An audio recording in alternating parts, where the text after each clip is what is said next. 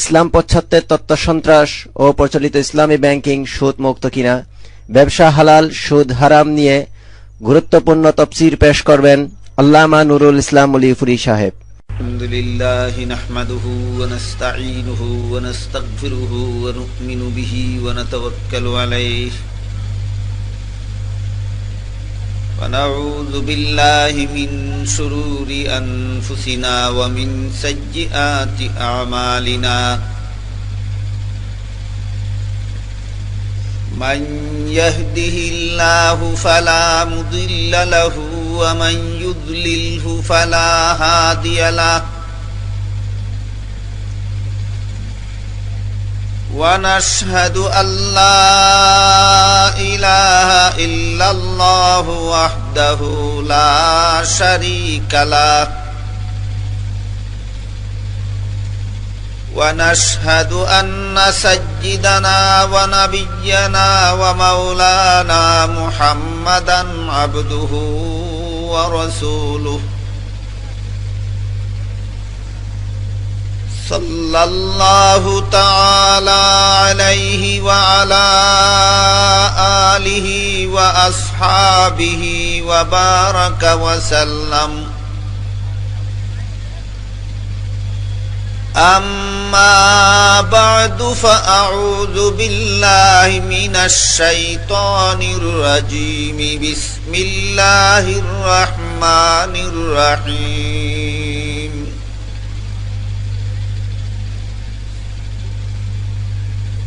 من عمل صالحا فلنفسه ومن أساء فعليها.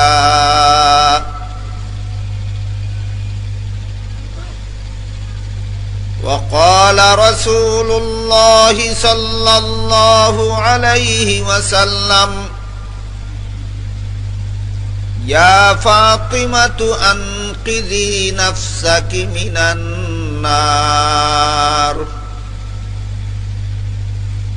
أو كما قال عليه الصلاة والسلام. حضرات উলামায়ে কেরাম, সম্মানিত সুধী সমাজ,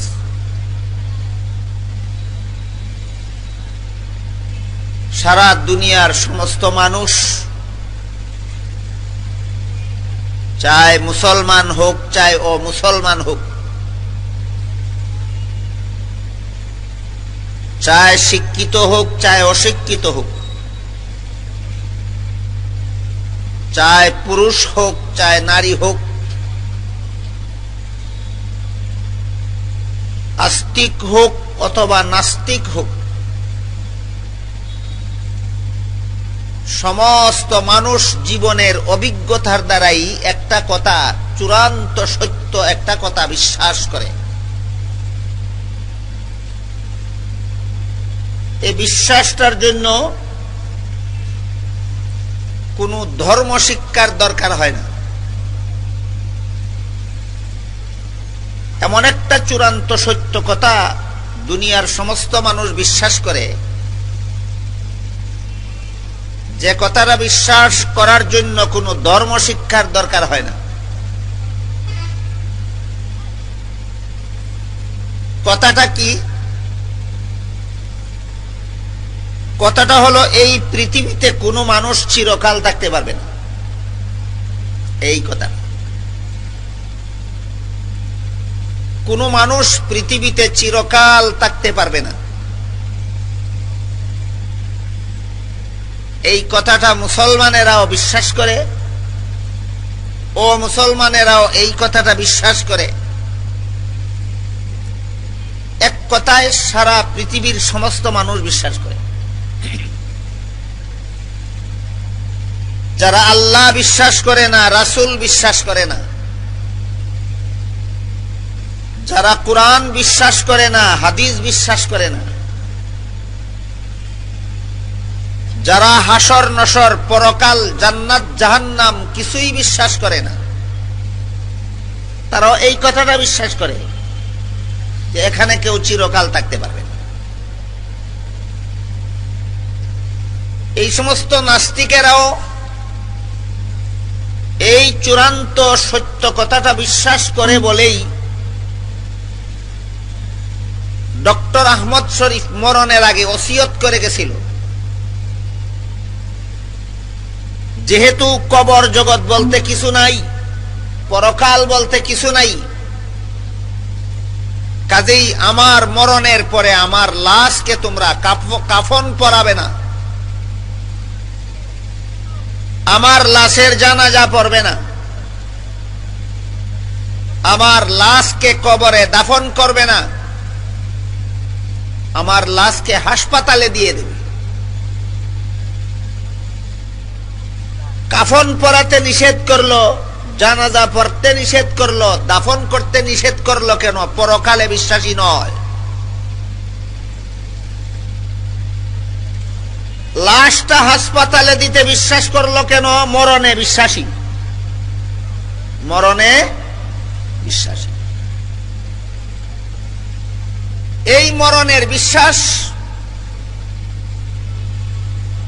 কোন ধর্ম শিক্ষার মাধ্যমে অর্জন করতে হয় না, জীবনের অভিজ্ঞতার দ্বারাই জানতে পারা যায়। প্রতিটি মানুষ দুনিয়াতে আসার পর তার জীবনের অভিজ্ঞতার দ্বারাই জানতে পারে এবং বুঝতে পারে যে এই পৃথিবীতে যেভাবে আমার দাদা চিরকাল থাকতে পারেনি, যেভাবে আমার বাবা চিরকাল থাকতে পারেনি, তেমনি ভাবে আমিও এই পৃথিবীতে চিরকাল থাকতে পারবো না। কেউই পৃথিবীতে চিরকাল থাকতে পারবে। কাজেই যে পৃথিবীতে আমাদের পূর্বপুরুষের কেউ থাকতে পারেননি, যে পৃথিবীতে আমরা চিরকাল থাকতে পারবো না, যে পৃথিবীতে আমাদের ভবিষ্যৎ প্রজন্মরাও থাকতে পারবে না, এখানে আসলাম কেন? এটা অত্যন্ত গুরুত্বপূর্ণ প্রশ্ন এবং তার মীমাংসা হওয়া দরকার। পৃথিবীতে আমরা আসলাম কেন? এ মর্মে আল্লাহ পাক রব্বুল আলামিন বলেন, ওয়ায়াস্তাখলিফাকুম ফিল আরদি ফায়ানজুরা কাইফা তা'মালুন। হে মানুষেরা, তোমাদেরকে দলে দলে পালাক্রমে এক দলের পর আরেক দল, তারপরে আরেক দল, এভাবে আল্লাহ দুনিয়াতে পাঠান। কেন পাঠান? আল্লাহ বলেন তোমাদের আমল পরীক্ষা করার জন্য। মানুষের আমল পরীক্ষা করার জন্য আল্লাহ দুনিয়াতে পাঠান। অন্য আয়াতে আল্লাহ বলেন, খালাকাল মাউতা ওয়াল হায়াতা লিয়াবলুয়াকুম আইয়ুকুম আহসানু আমালা। হে মানুষেরা, তোমাদের জন্য দুনিয়াতে একটা সীমিত জীবন দিয়া জীবন শেষে মরণকে অবধারিত করে দিয়ে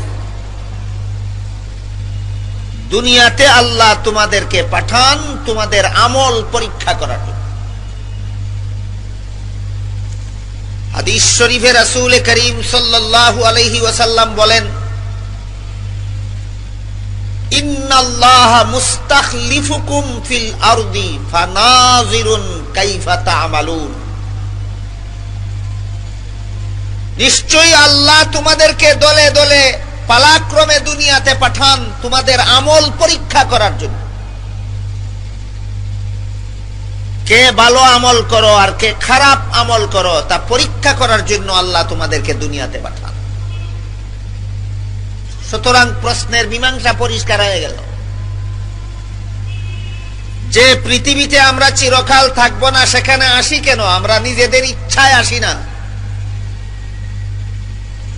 আল্লাহ যখন যাকে পৃথিবীতে পাঠান তখন সেই এখানে আসতে বাধ্য হয়, নাকি আপনারা কেউ ইচ্ছা করে এসেছেন?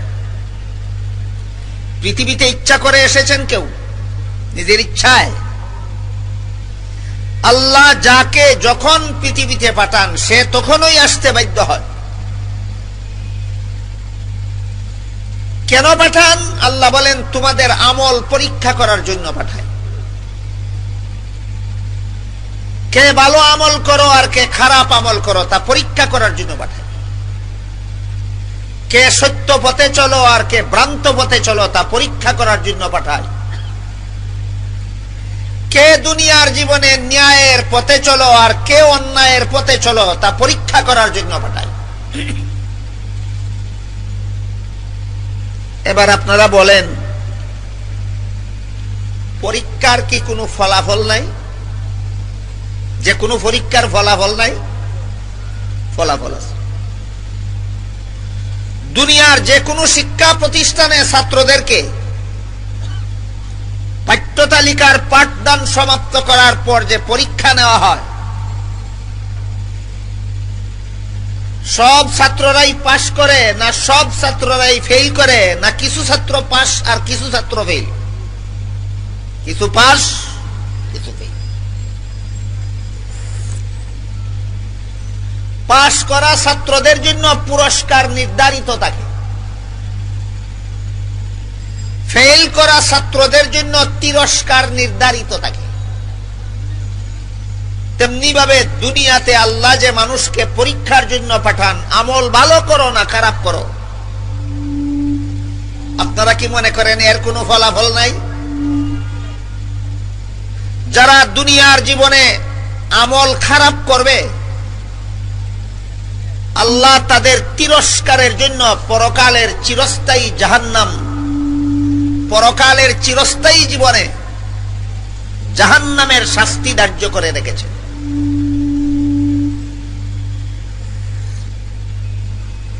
আর যারা দুনিয়ার জীবনে আমল ভালো করবে, আল্লাহর পরীক্ষায় পাশ করবে, তাদের জন্য পরকালের চিরস্থায়ী জীবনে আল্লাহ জান্নাতের পুরস্কার নির্ধারিত করে রেখেছেন। আল্লাহর পরীক্ষায় ফেল করলে শাস্তি জাহান্নাম, আর পাশ করলে পুরস্কার কি? পুরস্কার বলেন? জান্নাত।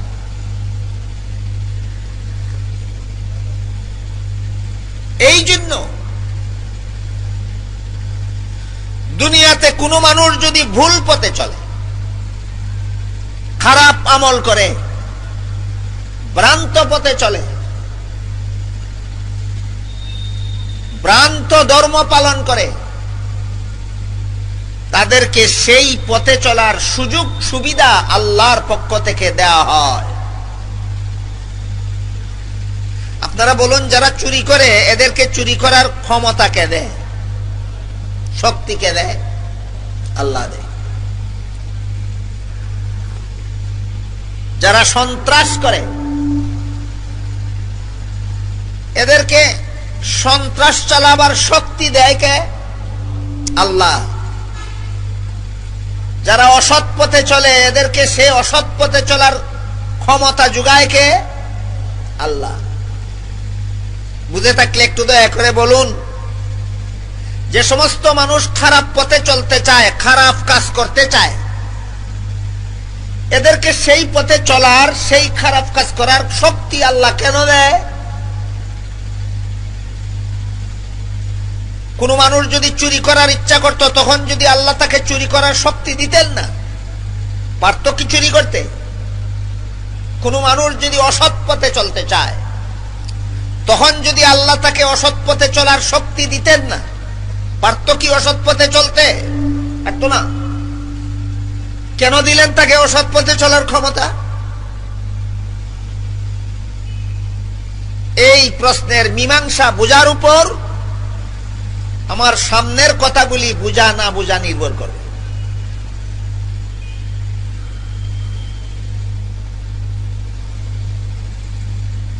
যে কোনো শিক্ষা প্রতিষ্ঠানে যখন ছাত্রদের পরীক্ষা চলতে থাকে, পরীক্ষার হলে বসে যে সমস্ত ছাত্ররা প্রশ্নের জবাব ভুল লেখে,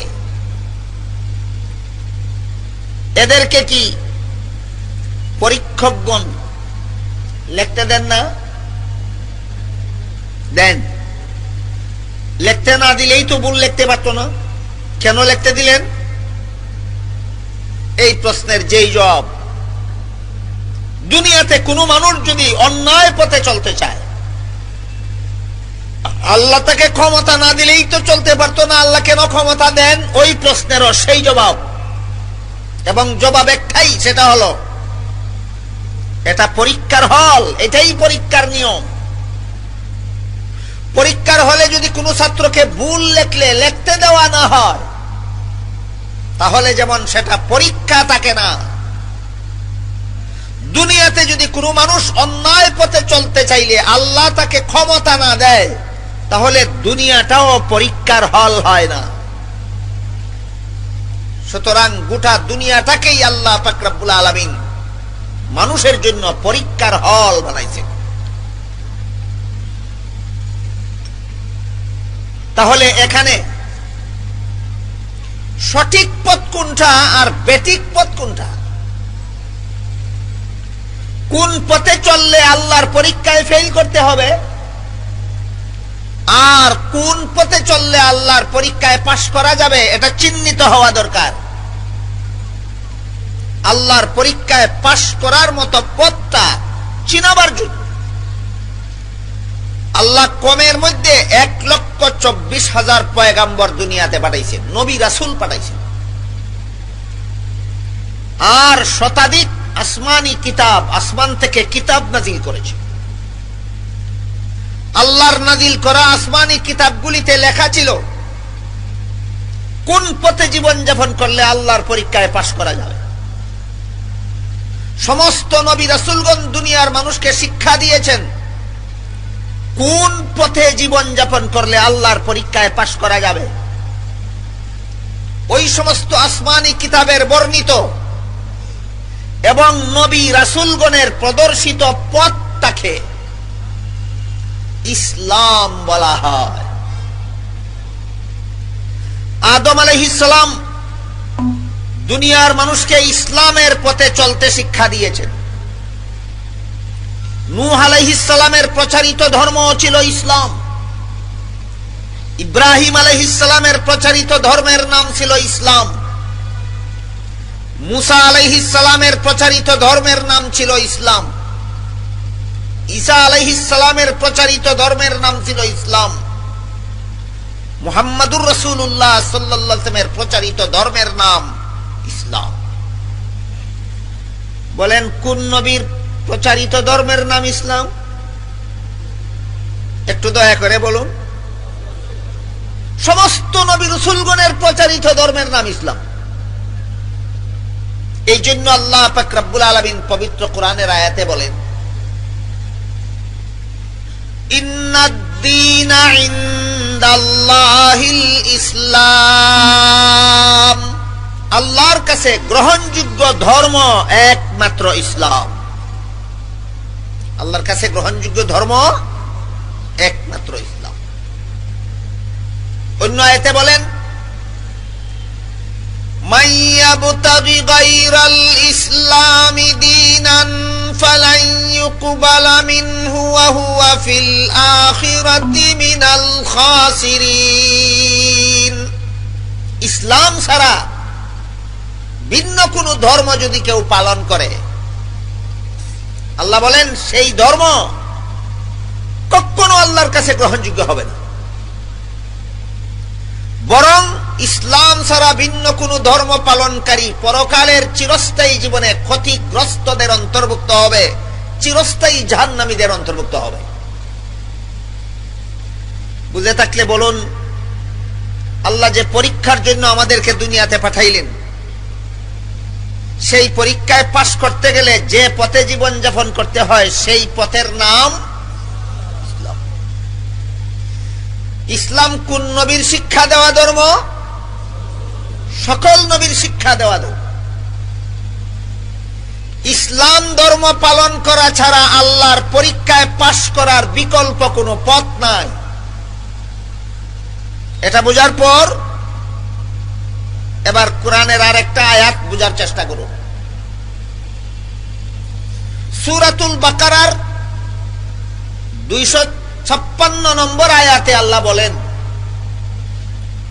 লা ইকরাহা ফিদ্দীন, ধর্মের বেলায় বল প্রয়োগ চলবে না। অর্থাৎ কেউ যদি নিজের ইচ্ছায় খুশি মনে ইসলাম ধর্ম গ্রহণ করে না, তাহলে তাকে ইসলাম গ্রহণ করাবার জন্য বল প্রয়োগ করা যাবে না। কোন হিন্দু যদি নিজের ইচ্ছায় মুসলমান হয় না, কোন মুসলমানের অধিকার নাই তাকে মুসলমান হতে বাধ্য করার। কোন ইহুদি যদি মুসলমান হয় না, কোন মুসলমানের অধিকার নাই তাকে মুসলমান হতে বাধ্য করার। কোন খ্রিস্টান যদি মুসলমান হয় না, কোন মুসলমানের অধিকার নাই তাকে মুসলমান হওয়ার জন্য বল প্রয়োগ করার। তাহলে সূরাতুল বাকারার 256 নম্বর আয়াতে আল্লাহ সমস্ত ধর্মাবলম্বীকে যার যার ধর্ম পালনের স্বাধীনতা দিলেন কিনা, সুযোগ দিলেন কিনা? দিলেন। আগের আয়াতে কি বলেছিলেন? সব ধর্মই সঠিক না ইসলাম ছাড়া সবগুলি বেঠিক? সবগুলি বেঠিক হয়ে থাকলে সবগুলি পালন করার স্বাধীনতা দিলেন কেন? সমস্ত ধর্মই যদি বেঠিক হয়ে থাকে একমাত্র ইসলাম ছাড়া, হিন্দু ধর্ম পালনেরও স্বাধীনতা দিলেন, বৌদ্ধ ধর্ম পালনেরও স্বাধীনতা দিলেন, ইহুদি ধর্ম পালনের স্বাধীনতা দিলেন, খ্রিস্ট ধর্ম পালনের এই স্বাধীনতা দিলেন কেন? আবার আসতে হয় সেই পরীক্ষার প্রশ্নে। গোটা দুনিয়াটাই মানুষের জন্য পরীক্ষার হল। এখানে ইসলাম ধর্ম পালন করাই হলো পরীক্ষায় পাশ করার একমাত্র ব্যবস্থা। অন্য ধর্ম পালন করার মানেই হলো আল্লাহর পরীক্ষায় ফেল করার ব্যবস্থা।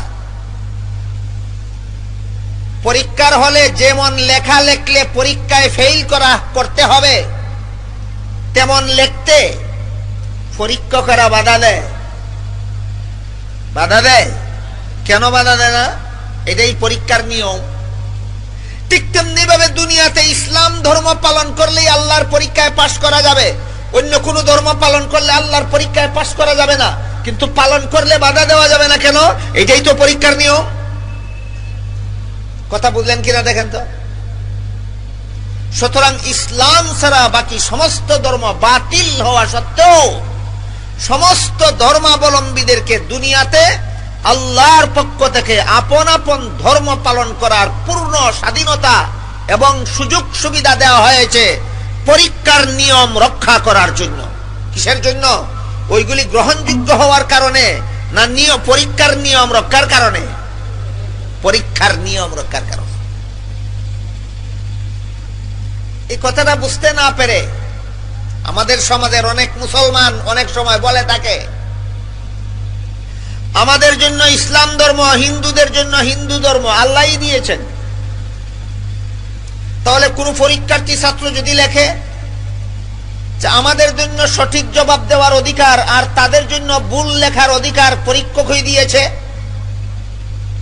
এর মানে কি ভুল লেখার দ্বারা পাশ করা যাবে? তাহলে আমাদের জন্য ইসলাম ধর্ম পালনের ব্যবস্থা আর তাদের জন্য হিন্দু ধর্ম পালনের ব্যবস্থা আল্লাহই দিয়েছে, এর মানে কি মূর্তি পূজা করেও জাহান্নাম থেকে রক্ষা পাওয়া যাবে? তাহলে দিল কেন অধিকার? একমাত্র জবাব এটা পরীক্ষার নিয়ম। একমাত্র জবাব কি? এটা পরীক্ষার নিয়ম। অন্য ধর্ম আল্লাহর কাছে গ্রহণযোগ্য হিসাবে নয়, পরীক্ষার নিয়ম হিসাবে ইসলাম ছাড়া সমস্ত বাতিল ধর্ম পালনের সুযোগ সুবিধা এবং স্বাধীনতা সমস্ত ধর্মাবলম্বীদেরকে দেওয়া হয়েছে। তারপরে আরেকটা আয়াত বোঝার চেষ্টা করুন।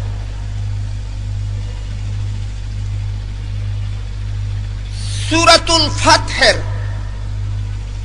29 নম্বর আয়াতে আল্লাহ বলেন, মুহাম্মাদুর রাসূলুল্লাহি ওয়াল্লাযীনা মাআহু আশিদ্দাউ আলাল কুফফারি রুহামাউ বাইনাহুম। মুহাম্মাদুর রাসূলুল্লাহ সাল্লাল্লাহু আলাইহি ওয়াসাল্লাম এবং তার সঙ্গী সাথীগণ। আপনারা কি জানেন মুহাম্মাদুর রাসূলুল্লাহর সঙ্গী সাথীগণ কারা? সাহাবায়ে কেরাম। মুহাম্মাদুর রাসূলুল্লাহর সঙ্গী সাথীগণকে এক বচনে সাহাবী, বহু বচনে সাহাবা বলা হয়। যারা ইমানদার অবস্থায় রাসূলের পবিত্র দরবারে হাজিরা দিয়েছেন, ইমানদার অবস্থায় দুনিয়া থেকে বিদায় হয়েছেন, তাদেরকে এক বচনে সাহাবী, বহু বচনে সাহাবা বলা হয়।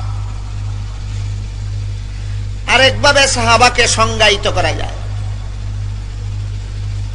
সাহাবী বা সাহাবার তারিফ আরেকভাবে করা যায়। যে সমস্ত ইমানদারগণ রাসূলকে দেখেছেন, অথবা যে সমস্ত ইমানদারকে রাসূল দেখেছেন, তাদেরকেই এক বচনে সাহাবী, বহু বচনে সাহাবা বলা হয়। হযরত আবু বকর সিদ্দিক রাদিয়াল্লাহু আনহু ইমানদার অবস্থায় রাসূলকে দেখেছেন কিনা? ইমানদার অবস্থায় দুনিয়া থেকে বিদায় হয়েছেন কিনা? সুতরাং তিনি একজন সাহাবী। হযরত উমরেরও একই অবস্থা, তিনিও একজন সাহাবী। হযরত উসমানেরও একই অবস্থা, তিনিও একজন সাহাবী। হযরত আলীরও একই অবস্থা, তিনিও একজন সাহাবী। তাদের সমষ্টির নাম সাহাবা। কিন্তু হযরত আব্দুল্লাহ ইবনে উম্মে মকতুম রাদিয়াল্লাহু তাআলা আনহু রাসূলের দরবারে উপস্থিত হয়েছেন, কিন্তু অন্ধ হওয়ার কারণে রাসূলকে দেখেননি, কিন্তু রাসূল তাকে দেখেছেন। কি বলেন? অন্ধ সাহাবী রাসূলের দরবারে উপস্থিত হওয়ার পরও তিনি রাসূলকে দেখেননি, কিন্তু রাসূল তাকে দেখেছেন। সুতরাং তিনিও সাহাবী। কথা বুঝে থাকলে বলুন, এই মঞ্চে যদি মুহাম্মদুর রাসূলুল্লাহ উপস্থিত থাকেন আর আমাদের চোখে কোনো দোষ থাকে, দোষের কারণে যদি আমরা রাসূলকে না দেখি, রাসূলের চোখেও দোষ আছে নাকি? আছে? নাই? তাহলে তিনি অবশ্যই আমাদের দেখেন, নাকি দেখেন না? দেখেন। যে সমস্ত ইমানদারকে রাসূল দেখেন, এদেরকে কি বলে? এক বচনে সাহাবী, বহু বচনে সাহাবা। আপনারা সকলেই রাসূলের সাহাবা। তাহলে এবার শুনেন সাহাবাগণের মর্যাদা। আহলে সুন্নাত ওয়াল জামাতের আকীদা মতে মুহাম্মদুর রাসূলুল্লাহর একজন আদনা সাহাবীর মর্যাদা সমস্ত নবী রাসূলগণের উম্মতে যত ওলিয়া উলিয়া বুজুর্গ আছেন সকলের চেয়ে শ্রেষ্ঠ। মুহাম্মদুর রাসূলুল্লাহর উম্মতের মধ্যেও সাহাবায়ে কেরামের পরে যত ওলি বুজুর্গ আছেন সবার চেয়ে শ্রেষ্ঠ একজন সাহাবীর মর্যাদা। হযরত ইমাম আবু হানিফার চেয়ে শ্রেষ্ঠ একজন সাহাবীর মর্যাদা। হযরত ইমাম শাফিঈর চেয়ে শ্রেষ্ঠ একজন সাহাবীর মর্যাদা। হযরত ইমাম মালিকের চেয়ে শ্রেষ্ঠ একজন সাহাবীর মর্যাদা। হযরত ইমাম আহমদ বিন হাম্বলের চেয়ে শ্রেষ্ঠ একজন সাহাবীর মর্যাদা। চার মাযহাবের চার ইমামের চেয়ে শ্রেষ্ঠ যে কোনো সাহাবীর মর্যাদা। চার তরিকার চার বুজুর্গের চেয়ে শ্রেষ্ঠ যে কোনো সাহাবীর মর্যাদা। সুতরাং রাসূল যদি এখানে উপস্থিত থাকেন, নিশ্চয়ই আপনাদেরকে দেখেন, দেখলে আপনারা সাহাবা, সাহাবার মর্যাদা চার মাযহাবের চার ইমামের চেয়েও শ্রেষ্ঠ, চার তরিকার চার পীরের চেয়েও শ্রেষ্ঠ। আপনারা কি তাদের চেয়ে শ্রেষ্ঠ? কেন শ্রেষ্ঠ না? সাহাবা হননি।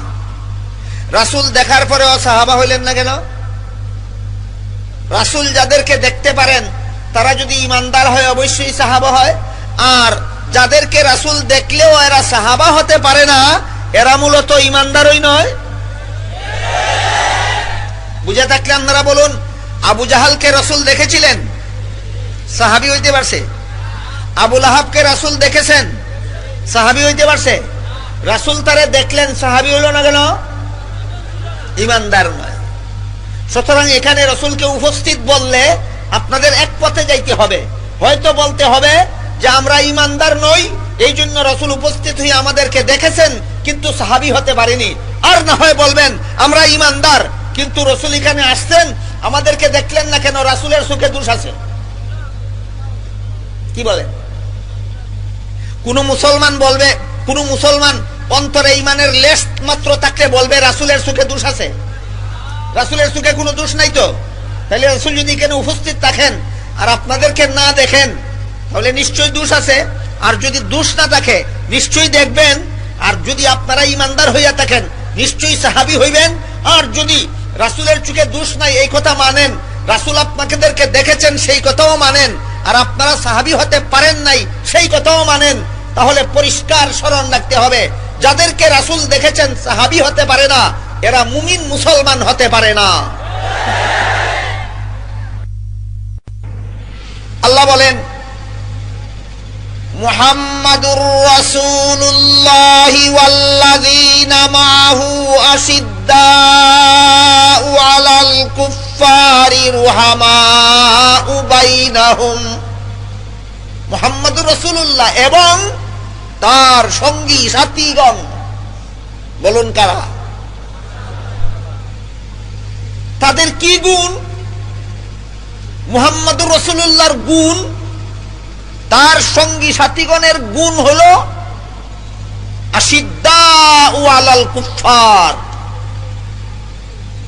যারা আল্লাহ মানে না, রাসূল মানে না, যারা কোরআন মানে না, হাদিস মানে না, এদের বিরুদ্ধে কঠোর, এদের বিরুদ্ধে কঠোর। রুহামাউ বাইনাহুম, নিজেদের মধ্যে পরস্পরে সদয়। অবিশ্বাসীদের মোকাবেলায় রাসূল শক্ত, অবিশ্বাসীদের মোকাবেলায় রাসূলের সাহাবায়ে কেরাম শক্ত, কঠোর। সূরাতুল বাকারা 256 নম্বর আয়াতের কথা মনে আছে? লা ইকরাহা ফিদ্দীন, অর্থ ধর্মের বেলায় বল প্রয়োগ চলবে না। তাইলে অবিশ্বাসীদের বিরুদ্ধে যদি বল প্রয়োগ চলে না, তাহলে সূরাতুল ফাতের 29 নম্বর আয়াতে কেন মুহাম্মদুর রাসূলুল্লাহ অবিশ্বাসীদের মোকাবেলায় কঠোর হইলেন? কেন সাহাবায়ে কেরাম অবিশ্বাসীদের বিরুদ্ধে কঠোর হইলেন? প্রশ্ন বুঝলেন কিনা দেখুন তো। পরিষ্কার ভাষায় আল্লাহ বলেছেন অবিশ্বাসীদের মোকাবেলায় মুহাম্মদুর রাসূলুল্লাহ কঠোর, অবিশ্বাসীদের মোকাবেলায় মুহাম্মদুর রাসূলুল্লাহর সমস্ত সঙ্গী সাথীগণ অবিশ্বাসীদের মোকাবেলায় কঠোর। অবিশ্বাসীরা মুসলমান না অমুসলমান? আল্লাহর কোরআনে যারা অবিশ্বাসী, আল্লাহর কিতাবে যারা অবিশ্বাসী, আল্লাহর রাসূলে যারা অবিশ্বাসী, মুসলমান না অমুসলমান? অমুসলমানদের ধর্ম পালনের স্বাধীনতা আছে কিনা? এদের বিরুদ্ধে বল প্রয়োগের অনুমতি আছে? নাই। তাইলে কঠোর হইলেন কেন রাসূল তাদের বিরুদ্ধে? কঠোর হইলেন কেন রাসূলের সঙ্গী সাথীগণ তাদের বিরুদ্ধে? এই প্রশ্নটার জবাব পরিষ্কার ভাবে বর্তমান সমাজের বেশিরভাগ মুসলমানের কাছে না থাকার কারণে ইসলাম এবং মুসলমানের যত শত্রু বর্তমান দুনিয়াতে আছে, সমস্ত শত্রুরা ইসলাম ধর্মকে একটা সন্ত্রাসী ধর্ম বলে অপপ্রচার করে যাচ্ছে। ইসলাম ধর্ম পালনকারী মুসলমানদেরকে সন্ত্রাসী জাতি হিসাবে অপপ্রচার করে যাচ্ছে। দলিল, ইসলাম ধর্ম একটা সন্ত্রাসী ধর্ম, ইসলাম ধর্ম পালন করনেওয়ালা জাতিটা একটা সন্ত্রাসী জাতি। দলিল আশিদ্দাউ আলাল কুফফার। আশিদ্দাউ আলাল কুফফারের অর্থ অবিশ্বাসীদের উপর কঠোর। পবিত্র কোরআনের আয়াত দলিল। অথচ আল্লাহ এই আয়াতে বলেছেন অবিশ্বাসীদের মোকাবেলায় মুহাম্মদুর রাসূলুল্লাহ এবং তার সঙ্গী সাথীগণ কঠোর। ওই আয়াতে বলেছেন সমস্ত ধর্মাবলম্বীদের আপন আপন ধর্ম পালনের পূর্ণ স্বাধীনতা আছে। স্বাধীনতা থাকলে কঠোর হবেন কেন? আর কঠোর হইলে স্বাধীনতা রইল কোথায়?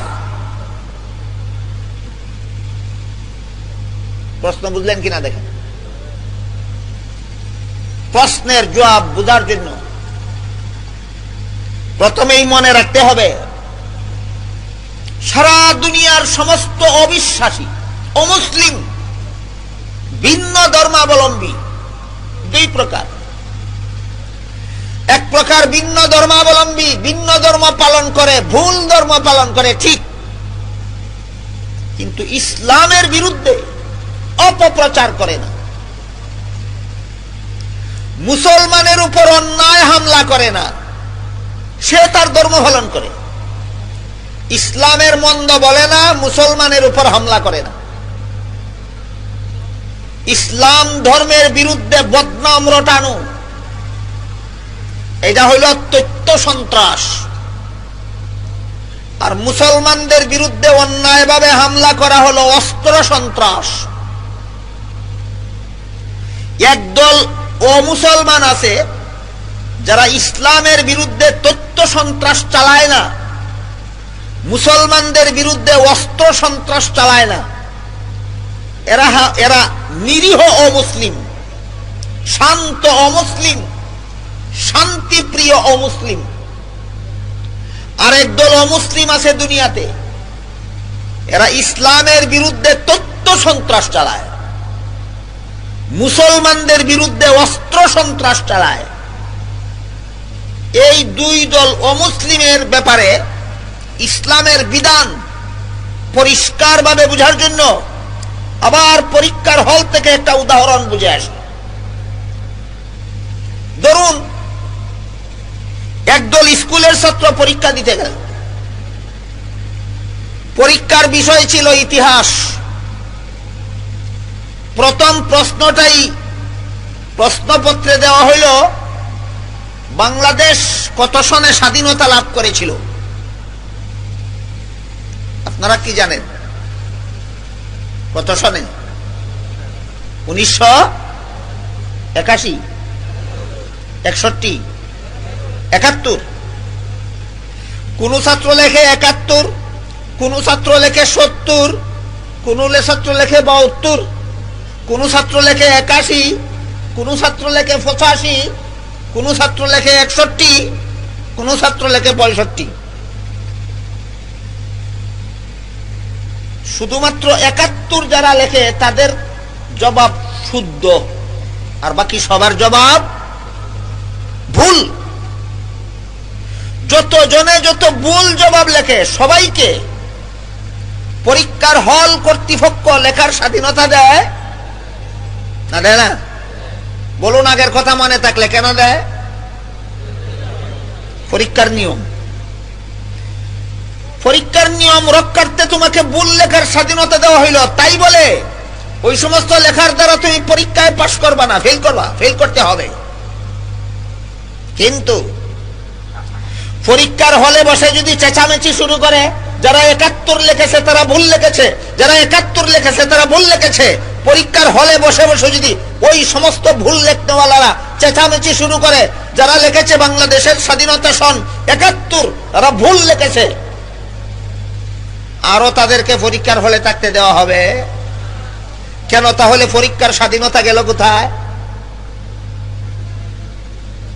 যারা লিখেছিল বাংলাদেশ 81 সনে স্বাধীন হয়েছে, যারা লিখেছিল বাংলাদেশ 85 সনে স্বাধীন হয়েছে, যারা লিখেছিল বাংলাদেশ 61 সনে স্বাধীন হয়েছে, যারা লিখেছিল বাংলাদেশ 65 সনে স্বাধীন হয়েছে, তারা সবাই মিলে যারা লিখেছিল 71 সনে স্বাধীন হয়েছে, এদেরকে যদি মারপিট শুরু করে,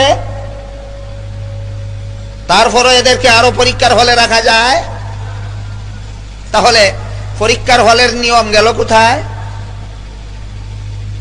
পরীক্ষার হলে যারা ভুল লেখে এদেরকে লেখার স্বাধীনতা দেওয়ার নিয়ম আছে কিনা?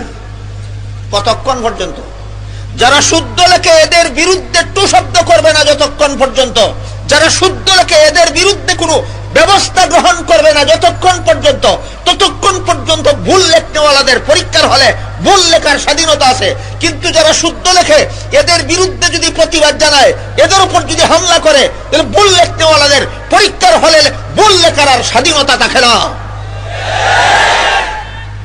ঠিক তেমনি ভাবে কি বলেছিলাম, গোটা দুনিয়াটাই সমস্ত মানুষের জন্য পরীক্ষার হল। যারা ইসলাম ধর্ম পালন করে এরা শুদ্ধ লেখে, যারা ইসলাম ধর্ম পালন করে কি লেখে? শুদ্ধ লেখে। যারা হিন্দু ধর্ম পালন করে ভুল লেখে, যারা বৌদ্ধ ধর্ম পালন করে ভুল লেখে, যারা ইহুদি ধর্ম পালন করে ভুল লেখে, যারা খ্রিস্ট ধর্ম পালন করে ভুল লেখে। স্বাধীনতা আছে কিনা বলেন? কতক্ষণ? ইসলামের বিরুদ্ধে বদনাম রটাবে না যতক্ষণ, মুসলমানের উপর হামলা করবে না যতক্ষণ, ততক্ষণ পর্যন্ত এদের আপন আপন ধর্ম পালনের স্বাধীনতা আছে। সেই কথাটা বলেছেন সূরাতুল বাকারার 256 নম্বর আয়াতে, লা ইকরাহা ফিদ্দিন। যখন ইসলামের বিরুদ্ধে বদনাম রটাবে, যখন মুসলমানদের উপর অন্যায়ভাবে হামলা করবে, তখন তাদের ব্যাপারে আল্লাহ সূরাতুল ফাতির 29 নম্বর আয়াতে বলেছেন, আশিদ্দাউ আলাল কুফার।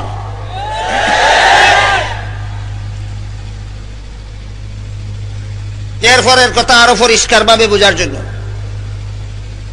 আবার এখানের কথাটা পরিষ্কার করে নিন। ইতিহাসের পরীক্ষার হলে যে সমস্ত ছেলেরা লিখেছিল বাংলাদেশ 61 সনে স্বাধীন হয়েছে, 65 সনে স্বাধীন হয়েছে, 81 সনে স্বাধীন হয়েছে, 85 সনে স্বাধীন হয়েছে, এরা সবাই মিলে যদি যারা লিখেছিল 71 সনে স্বাধীন হয়েছে এদের বিরুদ্ধে আন্দোলন শুরু করে পরীক্ষার হলের ভিতরে, তখনও এদের পরীক্ষার হলে এদেরকে রাখার অধিকার, থাকার অধিকার থাকবে? থাকবে না। এদের আর ভুল লেখার স্বাধীনতা দেওয়া হবে না। ঠিক তেমনি ভাবে হিন্দু ধর্ম পালনকারী যদি ইসলামের বিরুদ্ধে বদনাম না রটায়, বৌদ্ধ ধর্ম পালনকারী যদি ইসলাম ধর্মের বিরুদ্ধে অপবাদ না দেয়, ইহুদি খ্রিস্ট ধর্ম পালনকারীরা যদি ইসলাম ধর্ম সম্পর্কে কলঙ্ক লেপনের চেষ্টা না করে, অথবা কোনো মুসলমানের উপর অন্যায়ভাবে হামলা না করে, তাহলে তুমি হিন্দু ধর্ম পালন করে ইচ্ছা মতো তোমার কপালে কুড়াল মারো, এতে কারো কোনো বাধা দেওয়ার অধিকার নাই। ইচ্ছা মতো ইহুদিরা, খ্রিস্টানেরা, বৌদ্ধরা, খ্রিস্টানেরা ভ্রান্ত ধর্ম পালন করে নিজেদের কপালে জাহান্নাম কামাই করো, মুসলমানের বাধা দেবার কোনো অধিকার নাই। কিন্তু যেদিন ইসলামের বিরুদ্ধে বদনাম রটানো শুরু করবা, যেদিন মুসলমানের উপর অন্যায়ভাবে হামলা করা শুরু করবা, সেই দিন থেকে তোমাদের আর ভ্রান্ত ধর্ম পালনের, সত্য ধর্মের বিরুদ্ধে অপপ্রচারের অধিকার দেওয়া হবে না। সেই মর্মে আল্লাহ বলেছেন, আশিদ্দাউ আলাল কুফার।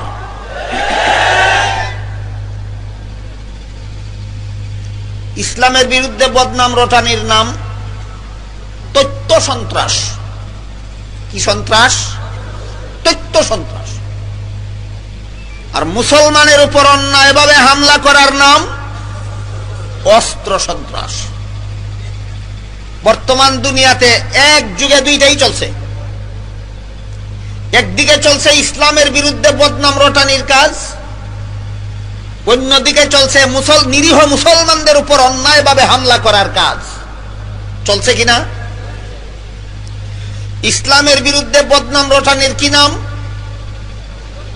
তথ্য সন্ত্রাস। মুসলমানদের উপর অন্যায়ভাবে হামলা করার কি নাম?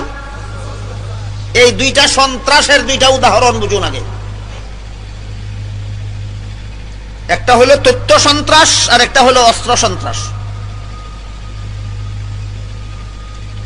বর্তমান দুনিয়ার ইহুদি খ্রিস্টানেরা মুহাম্মদুর রাসূলুল্লাহর মুসলমান উম্মতের মুখে লম্বা দাড়ি দেখলেই তেলে বেগুনে জ্বলে ওঠে। মুহাম্মদুর রাসূলুল্লাহর মুসলমান উম্মতের মাথায় টুপি দেখলেই তেলে বেগুনে জ্বলে ওঠে। মুহাম্মদুর রাসূলুল্লাহর মুসলমান উম্মতের নারীদের গায়ে বুরকা দেখলেই তাদের গায়ে আগুন জ্বলে। কেন? পুরুষের মুখে দাড়ি রাখা কি মুহাম্মদ ইসলাম ধর্মের বিধান নয়? পুরুষের মাথায় টুপি ব্যবহার করা কি ইসলামের বিধান নয়? নারীদের গায়ে হেজাব বা বুরকা ব্যবহার করা কি ইসলামের বিধান নয়? তোমরা যারা ইসলাম পালন করো না, ইচ্ছা মতে দাড়ি মুন্ডন করো, আমরা কোনোদিন বাধা দিয়েছি নাকি? তোমরা যারা ইসলাম ধর্ম পালন করো না, ইচ্ছা মতো খালি মাথায় চলো, আমরা কোনোদিন বাধা দিয়েছি নাকি? তোমরা অমুসলিম নারীরা, তোমরা ইচ্ছা মতো, যারা ইসলাম গ্রহণ করো নাই, তোমরা অমুসলিম নারীরা ইচ্ছা মতে বেপরদা চলো, আমরা কোনোদিন জোরে বুরকা পরিয়ে দিয়েছি নাকি? ইচ্ছা মতে চলো, স্বাধীনতা আছে। বলেন, এই স্বাধীনতারও কোনো সীমা রেখা আছে? সমস্ত অমুসলিমদের আপন আপন ধর্ম পালনের স্বাধীনতা কি লাগামহীন না সীমা রেখা আছে? কতক্ষণ?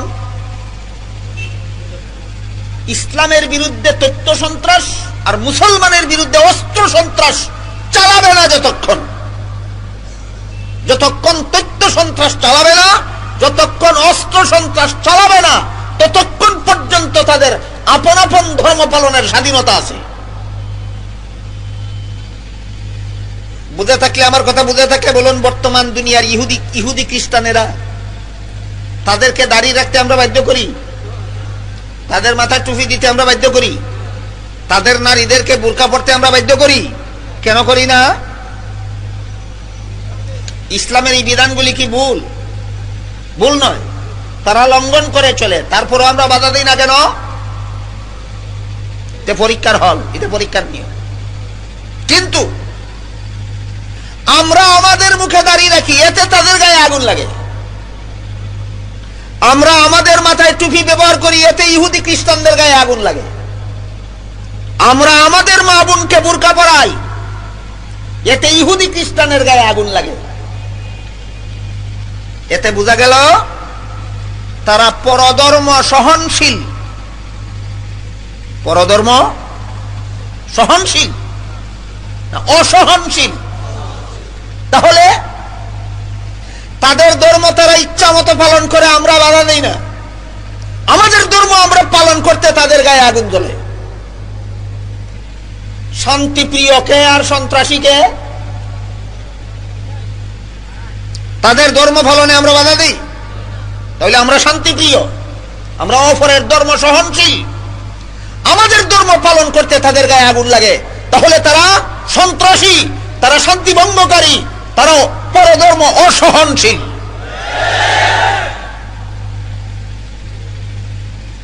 এ ব্যাপারে আমি একটা তথ্যবহুল কথা আপনাদের সামনে তুলে দিই। আমাদের বাংলাদেশ, ভারত, পাকিস্তান এই তিন দেশকে সমষ্টিগতভাবে একটা নাম বলা হয় উপমহাদেশ। ভারত, বাংলাদেশ, পাকিস্তান এই তিন দেশের সমষ্টিগত নাম উপমহাদেশ। উপমহাদেশের সর্বশ্রেষ্ঠ ইসলামী বিশ্ববিদ্যালয়, এর নাম হলো দারুল উলুম দেওবন্দ। উপমহাদেশের সর্বশ্রেষ্ঠ ইসলামী বিশ্ববিদ্যালয়ের নাম দারুল উলুম দেওবন্দ। দারুল উলুম দেওবন্দ যে সমস্ত ওয়ারাসাতুল আম্বিয়া তৈরি করেছে, যে সমস্ত নায়েবে নবী তৈরি করেছে, যে সমস্ত উলামায়ে কেরাম তৈরি করেছে, এদের অবদানে বর্তমানে সারা বিশ্বের বেশিরভাগ মুসলমানদের মধ্যে ইসলাম ধর্ম টিকে আছে। বর্তমান বিশ্বের বেশিরভাগ মুসলমানদের মধ্যে উলামায়ে দেওবন্দের অবদানে ইসলাম টিকে আছে। সেই ইতিহাস বলার সময়ও আমার হাতে নাই, সেটা আমার আলোচ্য বিষয়ও নয়। আমি শুধু বলতে চাই, দারুল উলুম দেওবন্দের সৃষ্টি করা আলেমদের মধ্যে অতি সাম্প্রতিক কালের একজন নবীন আলেম, চলিত বৎসর তার বয়স 23 কি 24 হবে, এর বেশি নয়। ইনি একটা বর্তমান বিশ্ব পরিস্থিতি সম্পর্কে একটা মহামূল্যবান গ্রন্থ লিখেছেন, এটার নাম গ্লোবালাইজেশন আওয়ার ইসলাম। সেই বইয়ে তিনি আমেরিকার সাবেক প্রেসিডেন্ট জর্জ ডব্লিউ বুশের একটা বক্তৃতার উদ্ধৃতি দিয়েছেন। সে বক্তৃতায় বুশ বলেছে, সারা দুনিয়ার সমস্ত পুরুষের চেহারাকে আমি দাড়ি মুক্ত অবস্থায় দেখতে চাই। সারা দুনিয়ার সমস্ত পুরুষের চেহারাকে দাড়ি মুক্ত অবস্থায় কে দেখতে চায়? বুশ। আর সারা দুনিয়ার সমস্ত নারীদের চেহারাকে আমি হেজাব মুক্ত, বুরকা মুক্ত অবস্থায় দেখতে চাই। সমস্ত নারীদের চেহারাকে বুরকা মুক্ত, পর্দা মুক্ত অবস্থায় দেখতে চায় কে? বুশ। কেন সারা দুনিয়ার নারী পুরুষের উপর তোমার এই অভিরুচি চাপাইয়া দিবার অধিকার পাইলা কোথায়? মুসলমান মুসলমানের নবীর নিদর্শন নিজের চেহারায় রাখবে, দাঁড়িয়ে রাখবে, এটা মুসলমানদের ধর্মীয় ব্যাপার। এখানে তোমার নাক গলাবার অধিকার দিল কে? মুসলমান মুসলমানের মা বোনকে হেজাব পরাবে, বুরকা পরাবে, এটা মুসলমানদের ধর্মীয় অধিকার। এখানে তোমাকে নাক গলাবার অধিকার দিল কে? যাই হোক, আমি বলতে চাই যে কথা সেটা হইল, দাড়ির দুশ্মন বর্তমান বিশ্বে সবচেয়ে বড় দাড়ির দুশ্মনকে বুশ। বুরকার সবচেয়ে বড় দুশ্মনকে বুশ। সুতরাং কোন মুসলমানও যদি এমন পাওয়া যায় যার দাড়ি দেখলে গায়ে আগুন লাগে, কোন মুসলমানও যদি বর্তমান দুনিয়াতে এমন পাওয়া যায় যার মুসলমান নারীর গায়ে বুরখা দেখলে যার গায়ে আগুন লাগে, সে সত্যিকারের মুসলমান না নবাব সিরাজউদ্দৌলার সেনাপতির মতো মুসলমান? নাম জানা নাই? সে সত্যই মুসলমান না মির্জাফর? নিঃসন্দেহে কোন নামদারি মুসলমানের যদি মুখে দাড়ি দেখলে ঘৃণা লাগে, কোন মুসলমান মা বোনের গায়ে পর্দা দেখলে কোন নামদারি মুসলমানের যদি জ্বালা উঠে, নিঃসন্দেহে সেই নামদারি মুসলমান কুখ্যাত বুশের দালাল।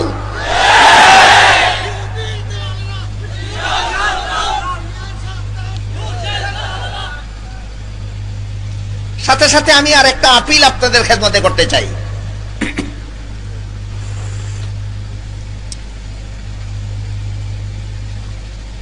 হাদিস শরীফে রাসূল করিম সাল্লাল্লাহু আলাইহি ওয়াসাল্লাম বলেন, আফুল লুহা, দাড়ি ছেড়ে দাও, দাড়ি কাটবে না, ছাঁটবে না, দাড়ি লম্বা হতে দাও, দাড়ি লম্বা হতে দাও। কে বলেছেন? মুহাম্মদুর রাসূলুল্লাহ বলেছেন দাড়ি লম্বা হতে দাও। তাহলে মুহাম্মদুর রাসূলুল্লাহ আমাদের কেমন চেহারা পছন্দ করেন? দাড়ি মুক্ত না লম্বা দাড়িওয়ালা চেহারা পছন্দ করেন? বুশ দাড়ি মুক্ত চেহারা পছন্দ করে। গ্লোবালাইজেশন বইয়ের বক্তব্য মতে বুশ দাড়ি মুক্ত চেহারা পছন্দ করে, আর মুহাম্মদুর রাসূলুল্লাহ লম্বা দাড়িওয়ালা চেহারা পছন্দ করেন। নাকি এই দুই কথাতে আর কোনো সন্দেহ আছে? এবার শুনেন, আমাদের সমাজে বহু মুসলমান বুশের দালালি করে, দাড়ি মুন্ডন করে না, দাড়ি কামায় না। বুশের দালালির কারণে দাড়ি কাটে না, দাড়ি কাটে পরিবেশগত কারণে। ব্যবসা করতে গিয়া দেখে অন্যান্য ব্যবসায়ীরা দাড়ি রাখে না, সেও দাড়ি রাখে না। বুশের কথা শুনে না পরিবেশগত কারণে? চাকরি করতে গিয়া দেখে অন্যান্যরাও দাড়ি রাখে না, সেও দাড়ি রাখে না। স্কুল কলেজ ভার্সিটিতে পড়তে গিয়া পড়াইতে গিয়া দেখে অন্যান্যরাও দাড়ি রাখে না, সেও দাড়ি রাখে না। এটা পরিবেশগত কারণ। বুশের নির্দেশে না পরিবেশগত কারণে? পরিবেশগত কারণে আমাদের সমাজে যারা দাড়ি রাখে না, এদের বেলায় আমরা আশাবাদী, এরাও মুহাম্মদুর রাসূলুল্লাহর উম্মত। এদের অন্তরেও নবীর মহব্বত কম বেশি আছে। এদের অন্তরে যেদিন নবীর মহব্বতের জোয়ার আসবে, সেই দিন নবীর মহব্বতেই তাদের মুখের দাড়ি লম্বা করবে, আমরা আশাবাদী। কিন্তু অপরের মুখে লম্বা দাড়ি দেখলে যার গায়ে জ্বালা ধরে, পরিবেশগত কারণে দাড়ি রাখে না, না বুশের দালাল? এই সমস্ত দালালদের বেলায় কোনদিন মুখে লম্বা দাড়ি রাখবে তেমনটা আশা করা যায় না। অনুরূপভাবে আমাদের সমাজে অধিকাংশ মেয়ে লোক বেপরদা চলে, বুরকা ছাড়া রাস্তায় বের হয়। বুশের দালালির কারণে নয়, পরিবেশগত কারণে।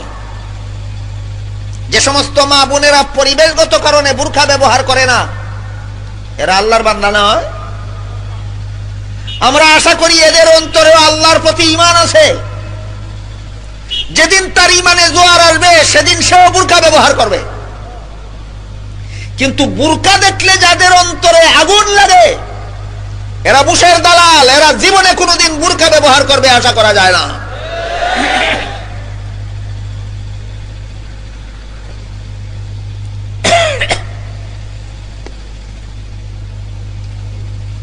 তাই আমি আপনাদের খেদমতে আরজ করতে চাই, যারা পরিবেশগত কারণে দাঁড়িয়ে রাখেন না তাদেরকে বলতে চাই, দুইটা কথা পরিষ্কার হইল কিনা দেখেন। বুশ আমার মুখে দাড়ি পছন্দ করেন, আমার নবী আমার মুখে দাড়ি পছন্দ করেন। এই দুইটা কথাতে আপনারা দ্বিমত না একমত? আমার মুখের দাড়ি বুশ পছন্দ করে না, আমার নবী আমার মুখের দাড়ি পছন্দ করেন।